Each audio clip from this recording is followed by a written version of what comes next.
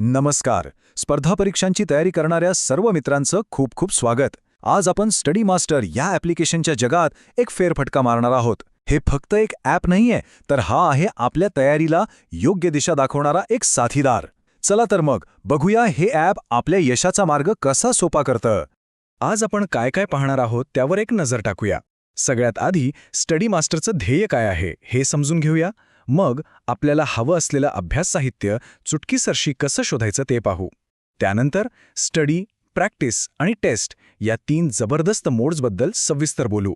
आणि शेवटी हे सगळं मिळून आपल्या यशाचं समीकरण कसं जुळवून आणतं हेही बघू. तर आमचं मिशन काय आहे? एकदम साधं आणि सरळ. स्पर्धा परीक्षेची तयारी म्हणजे विखुरलेले नोट्स, कुठून वाचू हा प्रश्न आणि वेळेचं गणित. या सगळ्या आव्हानांना सोपं करणं हेच आमचं ध्येय आहे. एकाच ठिकाणी सगळं दर्जेदार साहित्य उपलब्ध करून द्यायचं, जेणेकरून आपला सगळा वेळ फक्त आणि फक्त अभ्यासातच जाईल. अभ्यासाची सगळ्यात पहिली आणि महत्त्वाची पायरी म्हणजे योग्य मटेरियल शोधणं. स्टडी मास्टरमध्ये ही गोष्ट इतकी सोपी केली आहे की काही क्लिक्समध्ये आपण थेट आपल्या टॉपिकपर्यंत पोहोचता. चला तर मग बघूया हे नक्की कसं काम करतं. हे बघा, ॲप उघडताच आपल्यासमोर सगळे मुख्य विषय येतात. भारतीय राज्यव्यवस्था, इतिहास, भूगोल, सगळं काही. आपल्याला ज्या विषयाचा अभ्यास करायचा आहे त्यावर फक्त टॅप करायचं. किती सोपं आहे. सगळी माहिती अगदी व्यवस्थित मांडलेली आहे. आता विषय निवडल्यावर आपण येतो दुसऱ्या लेवलवर. इथे त्या विषयातले सगळे महत्त्वाचे टॉपिक्स दिसतात.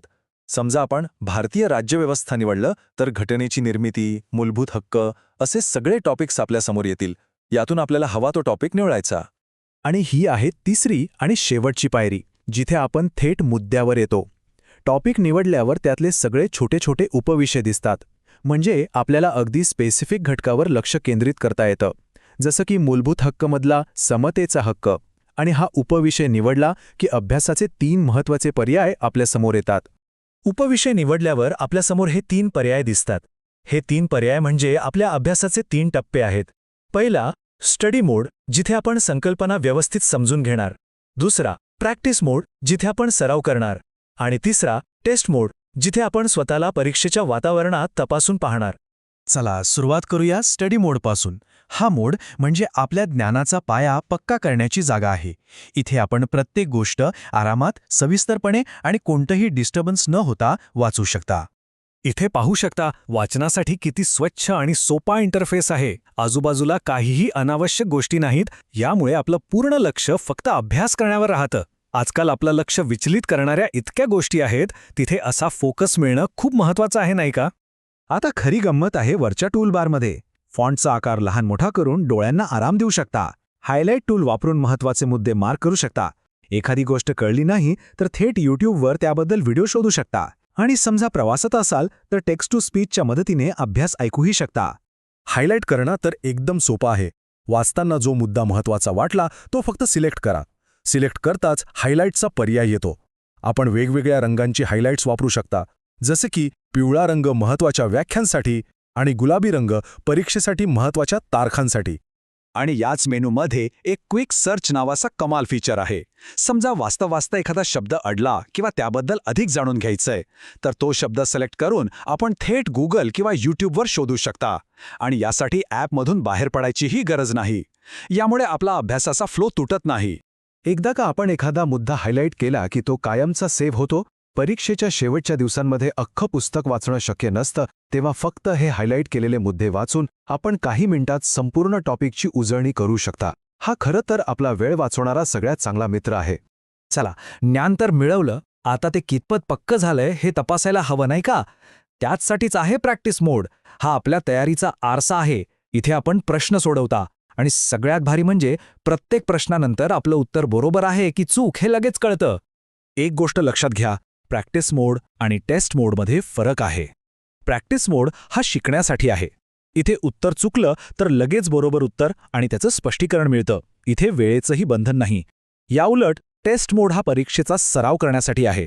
तिथे निकाल आणि स्पष्टीकरण सगळ्यात शेवटी मिळतं आणि वेळेचं दडपणही असतं. प्रॅक्टिस मोडमध्ये डावीकडे हा जो नॅव्हिगेटर दिसतोय ना, तो खूप कामाचा आहे.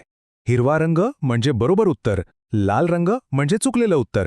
यावरून आपल्याला एका नजरेत कळतं की कोणत्या प्रश्नांवर आपल्याला जास्त मेहनत घ्यायची गरज आहे. आणि आता एक प्रो टिप.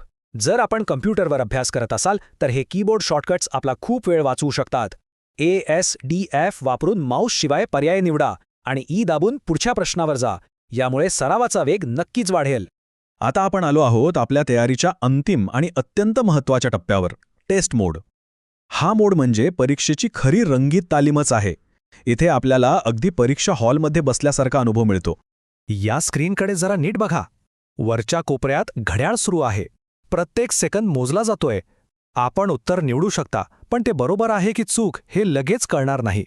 यामुळे आपल्याला वेळेचं नियोजन आणि दबावाखाली शांतपणे निर्णय घेण्याची सवय लागते, जी खऱ्या परीक्षेसाठी खूप आवश्यक आहे. आणि एकदा टेस्ट सबमिट केली की आपल्या कामगिरीचा संपूर्ण रिपोर्ट कार्ड आपल्या समोर येतो. किती गुण मिळाले, किती प्रश्न बरोबर आले, कोणत्या प्रश्नांना जास्त वेळ लागला, या सगळ्याचं डिटेल विश्लेषण मिळतं. या रिपोर्टच्या आधारे आपण आपल्या चुका सुधारू शकतो आणि पुढच्या वेळी अजून चांगली तयारी करू शकतो. तर आतापर्यंत आपण स्टडी मास्टरची वेगवेगळी वैशिष्ट्ये पाहिली. पण हे सगळं मिळून आपल्या यशाचा एक पक्का रस्ता कसा तयार करतात ते आता थोडक्यात समजून घेऊया. थोडक्यात सांगायचं तर स्टडी मास्टर आपल्याला एका शिस्तबद्ध पद्धतीने शिकण्याची संधी देतं. टेस्ट मोडमुळे खऱ्या परीक्षेचा सराव होतो आणि मनातील भीती कमी होते. हायलाईटसारख्या साधनांमुळे उजळणी खूप सोपी आणि जलद होते.